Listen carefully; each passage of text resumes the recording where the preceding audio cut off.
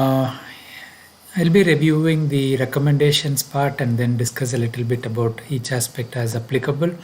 And as has been the case from the beginning, they cover all aspects of newborn care which can impact on RDS management, which is very commendable, a good approach. And prenatal care, the recommendations are that the mothers at high risk of premature delivery, less than 28 to 30 weeks, should be delivered at perinatal centers with experience in management of RDS. So depending on where you work, the setup may vary, the government regulations may vary. For example, in the UAE, we have regulations as to the level of intensive care, what categories of babies can be delivered there, and obviously you need to recognize what you can do in your unit, and in utero transfer is much better than ex utero transfer after stabilizing. Even for stabilizing, a unit which deals with a few of these babies will not do as well as compared to a bigger unit who deals with this day in and day out.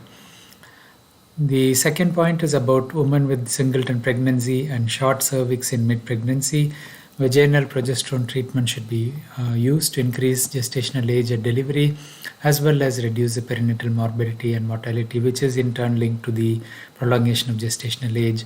So most of this is based on the Optimum study and other studies before that, where they gave vaginal progesterone to the mother and also looked at the immediate outcome as well as neurodevelopmental. There is a potential for improving the gestational age at delivery where there is a risk of preterm birth. So this is widely used as well, and it's a safe treatment, so it should be encouraged.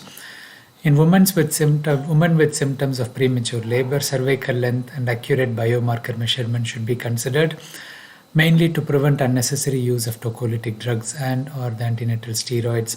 So this is a very important point when it comes to reuse of antenatal steroids, because if you use it the first time when it is not clearly indicated, you are more likely to need it again, and actually when the delivery is happening you may not be able to give it because you're already exhausted your two courses that you may be able to give.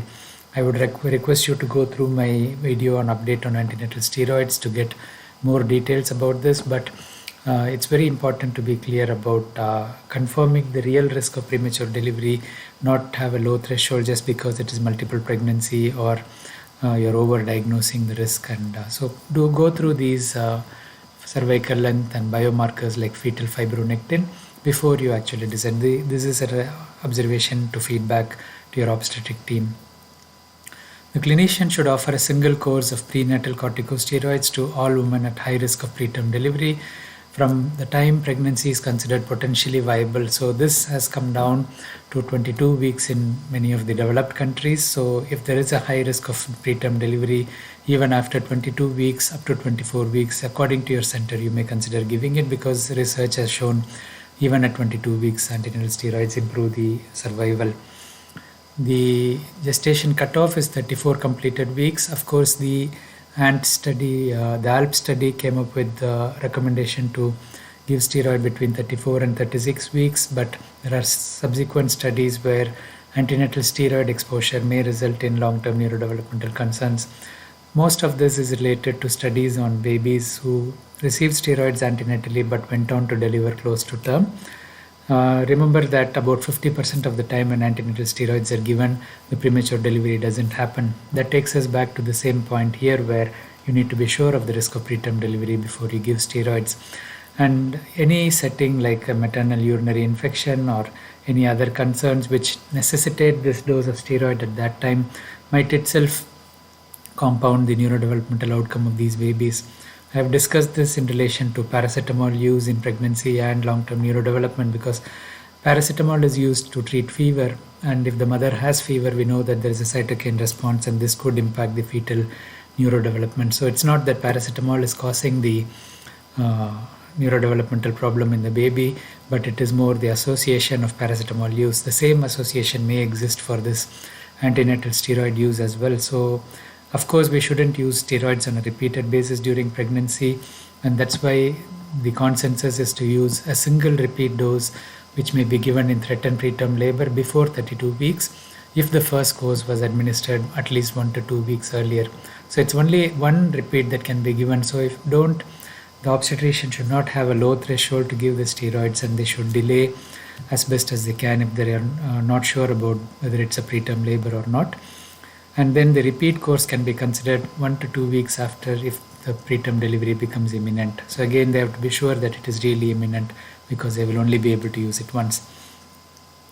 Magnesium sulfate to reduce the risk of cerebral palsy is recommended below 32 weeks, and again the gestation cutoff at which you would start giving it is debatable, whether you would give it below 24 weeks or you would restrict it to 24 weeks and above.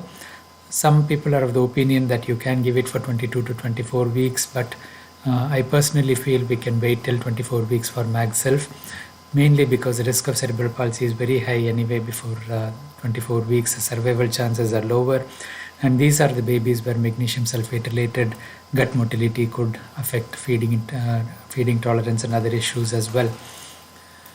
The clinician should consider short-term use of tocolytic drugs in very preterm pregnancies to allow completion of a course of prenatal steroids, and also to consider in utero transfer to perinatal center. So the tocolytics should be used in settings where you gain from it. So you don't want to arrest preterm labor where there is a setting of infection, where there is corium neonatis, or where there is a risk to the maternal health.